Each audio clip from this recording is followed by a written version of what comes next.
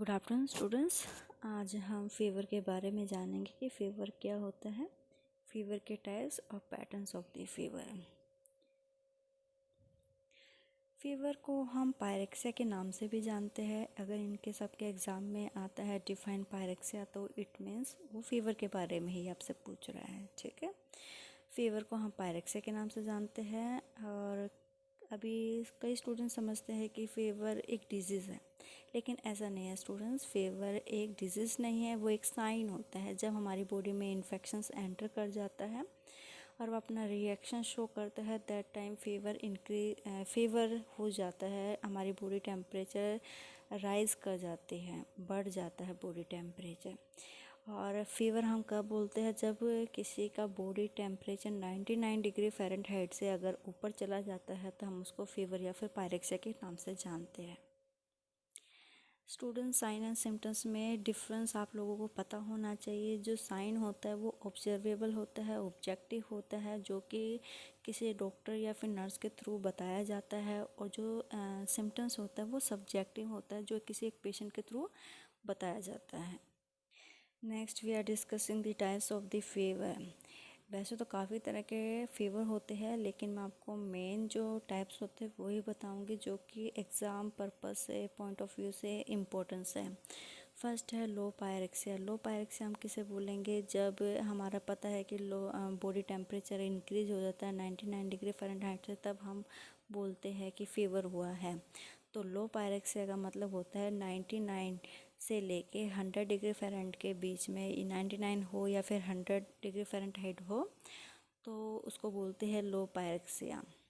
Moderate pyrexia किसको बोलेंगे? 100 to 103 degree Fahrenheit के बीच में अगर फीवर होता है तो हम दैट टाइम बोलेंगे मॉडरेट फीवर है।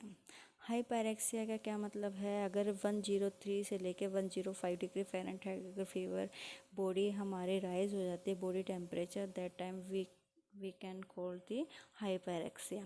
Next hyper pyrexia. एक हाई पायरेक्सिया है, ये आप लोग कंफ्यूज हो जाते हैं ज़्यादातर स्टूडेंट्स। इसमें क्या होता है? हाई पायरेक्सिया और एक होता है हाइपर, ज़्यादा से ज़्यादा। ठीक है, हाई मतलब हाई चलेगा एक रेंज पे, हाइपर हाई से भी ज़्यादा हाइपर। क्लियर है? हाइपर पायरेक्सिया मतलब more than 105 degree Fahrenheit. Next we are discussing the patterns of fever. First is continuous fever. Continuous fever में क्या होता है स्टूडेंट्स? मैं आपको इस फिगर से समझाना चाहूँगी कॉन्टीन्यूस फीवर क्या है। पहले तो आप इसको एक बार इस डायग्राम से समझेंगे कि क्या है ये जो नॉर्मल है, ये आप देख रहे होंगे इधर वाले में, ये नॉर्मल बॉडी टेम्परेचर रहेगा।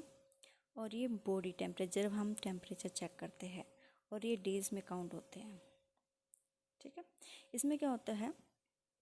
बॉडी का टेम्परेचर नॉर्मल रेंज को टच नहीं करता है।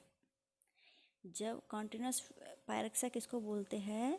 जब बॉडी का जो टेम्परेचर हम जब चेक करते हैं तो वो नॉर्मल रेंज को टच नहीं करेगा। ये जैसे कि नॉर्मल है, हमने यहाँ पे बॉडी किसी का टेम्परेचर चेक किया तो वो 99 से अबव चले गए हैं। ठीक है, यहाँ पे आ गए हैं और वो धीरे धीरे चढ़ता चढ़ता ऊपर चले गया। ठीक है, वो ये डेज काउंट हो जाएंगे हमारे। ठीक है, इसमें क्या है दोबारा से समझेंगे। बॉडी का टेम्परेचर नॉर्मल रेंज को टच नहीं करेगा कई डेज़ या वीक्स तक। यहाँ पे मैंने डेज़ लिखा है, वीक्स भी हो सकता है ये। जब हम किसी पर्सन्स का बॉडी टेम्परेचर चेक करते हैं तो जो हमें पता है कि नॉर्मल बॉडी टेम्परेचर कितना होता है, उतनी रेंज तक बॉडी टेम्परेचर नहीं होता है, उसके आसपास भी नहीं होता है। डेज़ या वीक्स तक, कई दिनों तक या कई सप्ताह तक नहीं होगा। मॉर्निंग, जैसे कि हमने यहाँ पे चेक किया, मॉर्निंग में तो इतना रेंज आ गया और इवनिंग में इतना आ गया। इन दोनों में वेरिएशंस रहेगा। मान लो यहाँ पे 103 आ गया, यहाँ पे आ जाएगा 100 आ जाएगा। तो क्या है, एक तो हाई पे चले गया और एक लो पे चले गया, लेकिन फिर भी क्या है, नॉर्मल बॉडी टेम्परेचर को ये टच नहीं कर पाया है।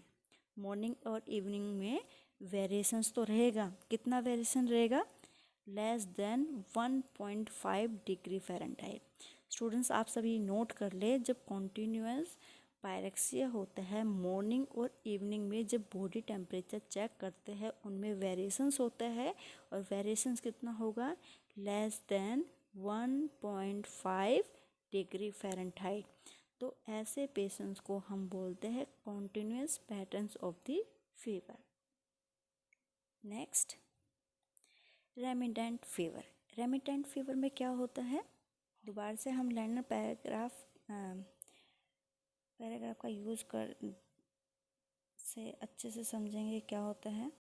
ये डायग्राम दोबारा से हम इसको समझेंगे क्या है। नॉर्मल बॉडी टेम्परेचर कैसे चेक कर रहे हैं, डेज में चेक कर रहे हैं या फिर वीक्स में चेक कर रहे हैं, सेम रहेगा रेमिटेंट फीवर में और कॉन्टिन्यूअस में। क्या होता है, इसमें भी पेशेंट को फीवर तो होगा और फीवर भी नॉर्मल रेंज को टच नहीं करेगा, किसकी तरह, कॉन्टिन्यूअस पायरेक्सिया की तरह, लेकिन जो टेम्परेचर है उसमें वेरिएशंस रहेगा मॉर्निंग और इवनिंग में। कॉन्टिन्यूअस में मॉर्निंग और इवनिंग में वेरिएशंस था, लेकिन उसमें कितना वेरिएशंस था, 1.5 डिग्री फ़ारेनहाइट लेस देन। और इसमें कितना वेरिएशन रहेगा रेमिटेंट फीवर में, मोर देन 1.5 फ़ारेनहाइट। क्लियर है ये।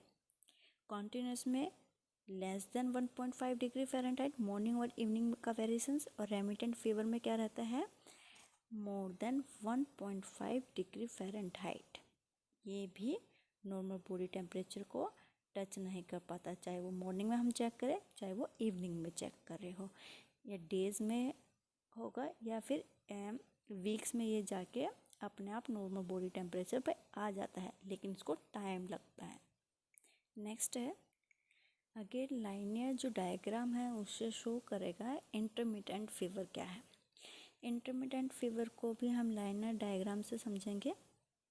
क्या होता है, जब हम किसी का बॉडी टेम्परेचर चेक करते हैं किसी पर्सन का, ग्राफ से फिर समझेंगे क्या होता है, नॉर्मल रेंज से फीवर हायर ग्रेड पर जाएगा। जैसे कि नॉर्मल बॉडी टेम्परेचर है और जब हम चेक करते हैं किसी पर्सन का बॉडी जो टेम्परेचर है वो धीरे धीरे राइज कर रहा है, तो क्या होता है, ये ऊपर एक टिप पॉइंट पे पहुंच जाएगा और कंटिन्यूसली, जैसे दूसरे दिन फर्स्ट डे तो यहाँ पे पहुंचा, सेकंड डे चेक किया फिर वो भी कंटिन्यूस उतना ही डिग्री था, मान लो यहाँ पे 101 था, सेकंड डे चेक किया यहाँ पे सेकंड डे देख लोगे, सेकंड डे भी इतना ही हमें मिला है 100 डिग्री फ़ारेनहाइट।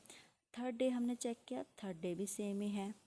तो क्या है, जब फोर्थ डे चेक करेंगे तो वो एक नॉर्मल बॉडी टेम्परेचर हमारा वापस आ जाएगा। तो क्या है, नॉर्मल रेंज से फीवर हायर ग्रेड पर जाएगा और कुछ दिन फीवर वहीं रुकने के बाद नॉर्मल रेंज में आ जाएगा, और इसका ड्यूरेशन कब तक रहेगा, 1 से 3 दिन तक वो हाई रेंज में रहता है। उसके बाद धीरे धीरे वो अपने नॉर्मल स्टेज पे आ जाएगा, फिर कुछ दिनों के बाद वो वापस 1 से 3 दिन हाई ग्रेड फीवर पे रहता है। इसको हम क्या बोलते हैं, इंटरमिटेंट फीवर। इंटरमिटेंट से मतलब समझेंगे, इंटरमीडिएट मतलब इंटरवल पर कितने दिन रहा, फिर वापस आया, फिर वापस चढ़ गया ऊपर हायर रेंज पे, फिर नॉर्मल पे आ गया। तो क्या है, इंटरवल पर एक कुछ टाइम ठीक रहेगा, कुछ टाइम फिर हाई हो जाएगा, कुछ टाइम फिर नॉर्मल पे आएगा, फिर दोबारा से वो हाई पे धीरे धीरे चला जाएगा और कुछ टाइम तक वहीं पे स्टेबल होता है, कांस्टेंट रहता है। नेक्स्ट है रिलैप्सिंग फीवर। इसमें क्या होता है, फिर लो ग्रेड तक बढ़ेगा और फिर कुछ टाइम बाद नॉर्मल रेंज तक पहुंच जाएगा। इसमें क्या आता है, नॉर्मल बॉडी टेम्परेचर से जब हम किसी बॉडी का टेम्परेचर चेक करते हैं, जब वो इंक्रीज हमें मिलता है तो वो कुछ टाइम बाद, कुछ दिनों के बाद नहीं, 3 दिन के बाद नहीं, ऐसा कुछ नहीं। रिलैप्सिंग फीवर में क्या होता है, हमने अभी जैसे कि 9 AM पे चेक किया तो टेम्परेचर हमें हाई मिला, मान लो 101 डिग्री फ़ारेनहाइट मिला, हमने फिर कुछ टाइम बाद चेक किया तो वो नॉर्मल रेंज पे आ गया, ठीक, कि 98.6 आ गया, 98.8 डिग्री फ़ारेनहाइट आ गया, ठीक है। फिर क्या रहेगा, 1 से 3 दिन तक वो बिल्कुल नॉर्मल बॉडी टेम्परेचर रहेगा। फिर 3 दिन के बाद क्या होगा, बॉडी टेम्परेचर धीरे धीरे इंक्रीज हो जाएगा, और फिर हम कुछ टाइम बाद चेक करेंगे, कुछ घंटों बाद चेक करेंगे तो वो धीरे धीरे बॉडी टेम्परेचर क्या है, नॉर्मल आने लग जाता है और फिर 3 दिन तक बिल्कुल ठीक रहेगा। फिर दोबारा से यही कंडीशन आ जाएगी, बढ़ता रहेगा, फिर धीरे धीरे कम होता जाएगा कुछ टाइम घंटों के बाद, फिर 3 दिन तक ठीक रहेगा। तो ऐसे क्या है, रिलैप्सिंग फीवर में ये कंडीशन चलती रहती है। और जो नॉर्मल होने का जो पीरियड है इसमें क्या है, 1 से 3 दिन तक पेशेंट नॉर्मल रहता है और चौथे ही दिन क्या है, उसका बॉडी टेम्परेचर इंक्रीज हो जाता है। नेक्स्ट है राइगर। राइगर क्या होता है, it is a sudden feeling of cold with shivering accompanied by a rise in temperature, example in malaria। Rigor malaria के केस में सबसे ज़्यादा देखा जाता है। क्या होता है इसमें, फीवर भी रहेगा और पेशेंट को चिल्स भी रहेंगे, साथ ही साथ पेशेंट का जो शरीर होता है एकदम से ठंडा पड़ जाएगा, उसे कुड़कुड़ी जैसे लगती है ना, कपकपी चढ़ जाती है, वैसे स्टेज होता है, उसको बोलते हैं राइगर। मलेरिया में पेशेंट को फीवर होगा और साथ ही साथ पेशेंट को चिल्स फील होता है। सो आई होप स्टूडेंट्स आपको फीवर के बारे में इम्पोर्टेंस टर्म्स पता चल गए होंगे। सबसे ज़्यादा जो क्वेश्चंस पूछे जाते हैं, एक तो राइगर से पूछा जाएगा, राइगर क्या होती है, ठीक है। राइगर में वैसे तो 3 स्टेज होती है। सबसे पहले आती है कोल्ड, जिसमें पेशेंट एकदम से शिवरिंग करेगा। सेकंड में पेशेंट को एकदम से टेम्परेचर हाई हो जाएगा। तीसरे में पेशेंट स्वेटिंग करता है, पसीना आ जाएगा एकदम से। 3 स्टेज होती है इसकी। और राइगर जो होता है सबसे ज़्यादा मलेरिया के पेशेंट में देखी जाती है, उसमें कपकपी चढ़ जाती है एकदम से, ठीक है। एक टर्म्स था जो मैं यहाँ पे भूल गई, मैं आपको दोबारा से बता देती हूँ। उसमें जैसे हम यहाँ पढ़ रहे थे कि टाइप्स ऑफ फीवर, इसमें एक टर्म आती है स्टूडेंट्स, हाइपोथर्मिया। हाइपोथर्मिया का मतलब टर्म से ही पता चलेगा आपको, हाइपो मतलब कम, थर्मिया मतलब बॉडी का जो टेम्परेचर है, थर्मल, ठीक है, ठंडा हो जाना। हाइपो मतलब कम, बॉडी का टेम्परेचर यहाँ पे क्या हो गया, कम हो गया है। कितना कम हो गया है, हाइपोथर्मिया की कंडीशन किसको बोलते हैं, कितना बॉडी टेम्परेचर कम हो जाएगा, 95 डिग्री फ़ारेनहाइट से अगर बॉडी टेम्परेचर कम मिलता है तो उस टर्म को बोलते हैं हाइपोथर्मिया। क्लियर है। हाइपोथर्मिया की कंडीशन कब लागू होती है, जब less than 95 degree Fahrenheit body temperature हो। इसमें पेशेंट का जो शरीर होता है वो कैसा हो जाता है, एकदम से ठंडा पड़ जाता है। राइगर अलग है, हाइपोथर्मिया अलग है। क्लियर है ये स्टूडेंट्स। हाइपोथर्मिया ज़्यादातर जो न्यू बोर्न होते हैं, न्यूनेट्स होते हैं, उनमें ये कंडीशन अप्लाई होती है ज़्यादा से ज़्यादा। Thank you students, I hope आपको कोई डाउट नहीं होगा फीवर में। अगर फिर भी कोई होता है तो आप मुझसे क्वेश्चन कर सकते हैं। Thank you class.